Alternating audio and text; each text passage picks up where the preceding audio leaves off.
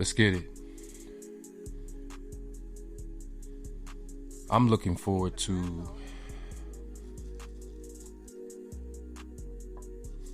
a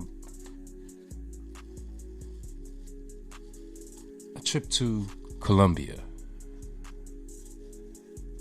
I've decided that I'm going to go for a couple days and check out Bogota.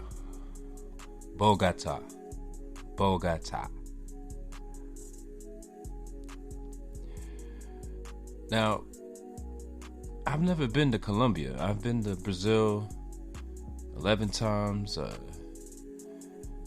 Belize 4 times, out to Caribbean. But there's places that I have not been, because I have places that I like to go. And, once you find a place that you like to be, you like to explore more of that, especially a place like Brazil, because Brazil it's such a vast place. It's a country extremely, extremely vast and intricate, and I've only scratched the small surface and have only been given a glimpse. And, it's kind of like a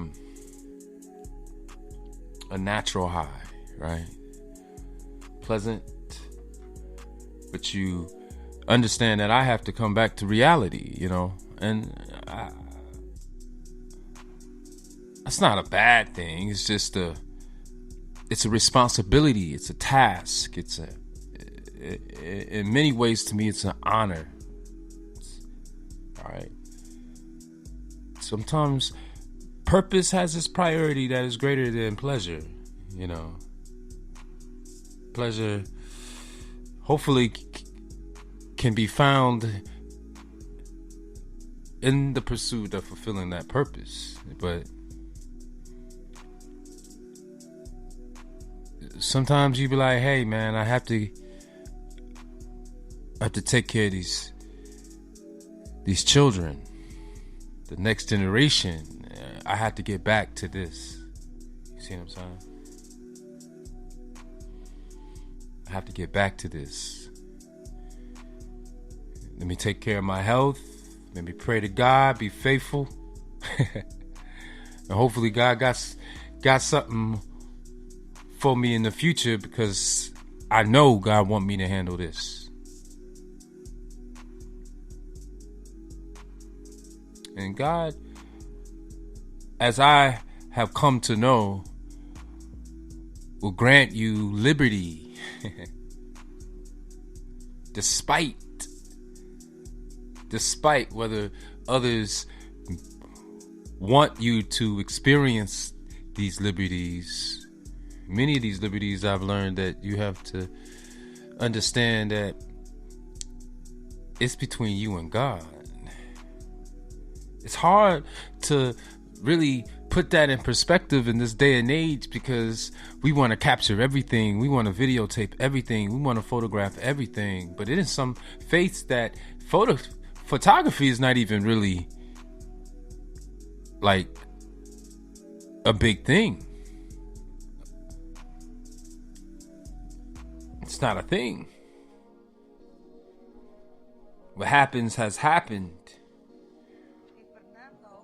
We've just gotten into this surveillance state of constant cameras, footage, everything is captured. Wherever we go, we got to show everybody. And quite frankly, as a veteran traveler, a jet setter, as they would say,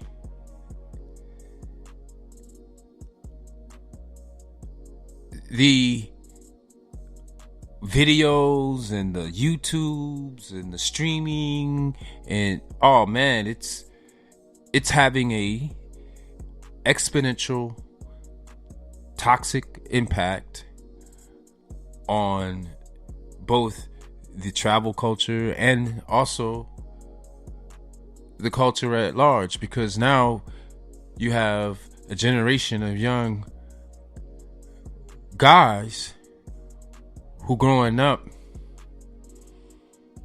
with the vision of seeking a wife from another nation.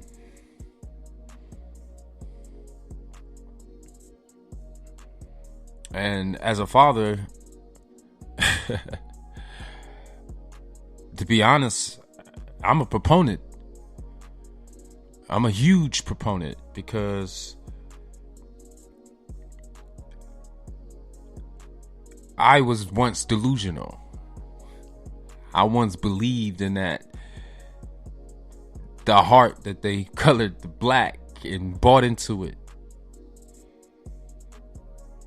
as if it's some type of beacon of light. But I quickly learned that weeds mimic flowers and moths have learned to mimic butterflies.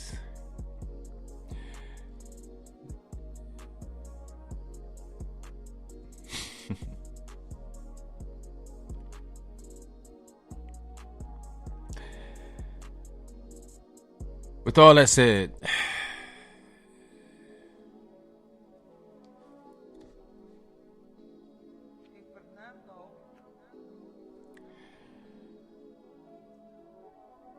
I started this podcast. I was saying, look, I'm looking forward to photographing and touring Bogota for a couple days, and if I like it, I'll return. If I don't, then I'm just going to continue to explore different parts of Colombia.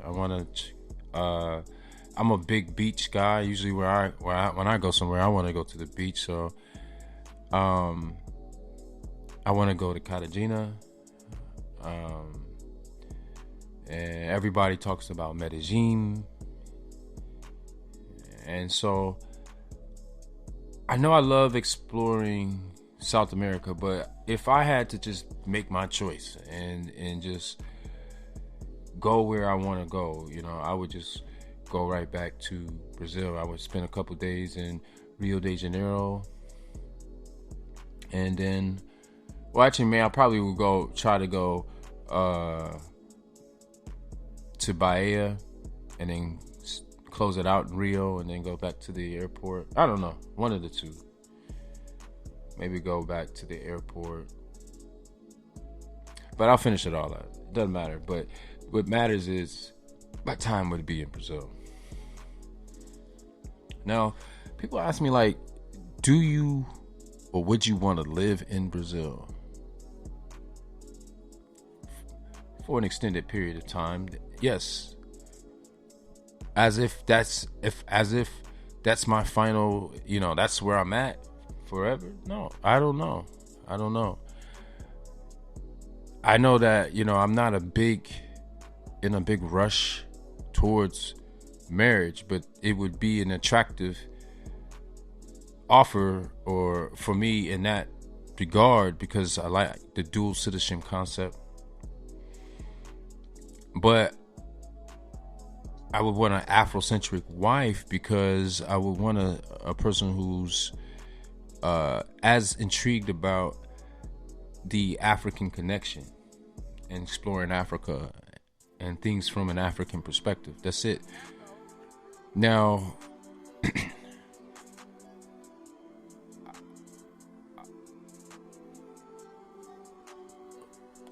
when we start talking about with women of Brazil, and this is very intricate as well, and it's not a lot of conversation about the details of long-term and long-distance and the reality of the relationships between the American and the Brazilian and the African, etc. But if you are a veteran jet setter, meaning that you have experienced, you're at least on your second or third passport by now, and you've explored enough places to be able to make reasonable comparisons. Unlike people who have not been outside the United States, who cast conclusions based off of things that they think they've seen on TV, movies and such, and rumors and such. One of the major things that you don't hear discussed is that just like here in the Americas, and well, here in North America, in the United States of America, you have the black, you have the white, you have the Latino, you have the Asian, and they're all American, but they're from subcultures. For lack of better terms, we're going to call it, we have an American culture, but then within the American culture, there are subcultures, because we don't all live the same as Americans. Our family structures are different based off of our family heritage. And a lot of the heritage for the black United States citizens is a prescribed or assumed based off of a narrative of a generalization of history that isn't accurate when it's fit to any one person's life, but every person's or most people's lives have bits and pieces of this generality or generalization. I don't know, how you would say that. But the point that I'm trying to make is that if you was to go through the details of your life, meaning going to your grandparents, through their parents and their grandparents, the story, if you was to actually go through your lineage, would not be the mainstream narrative, but there will be notes from the mainstream narrative that you will be able to relate to in your story. So basically, it's a prescribed or predetermined history that you have adopted. This is the reason why we identify as black, when the reality is that we are not.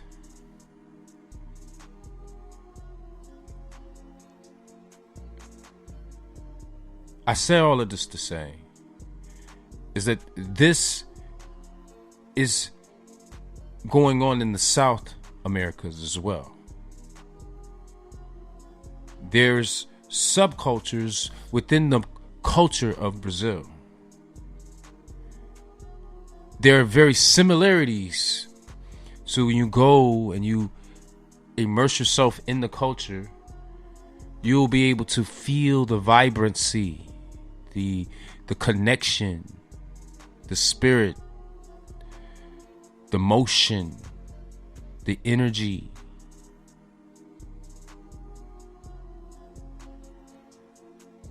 And there's a general feeling about what a Brazilian experience is, right? Just like it's a generalization or generalization of what an American is like. Now, not every person obviously operate the same, but there are similarities in every person that you will be able to relate to, and you will say, this is Brazilian. So, man, why did I say all of this? In order to be able to understand these nuances, you have to get out and get there and experience this. But there are differences between dating the black, the Latino, the Asian looking, or the indigenous looking Brazilian. How they were raised will predetermine how they treat you. Till next time.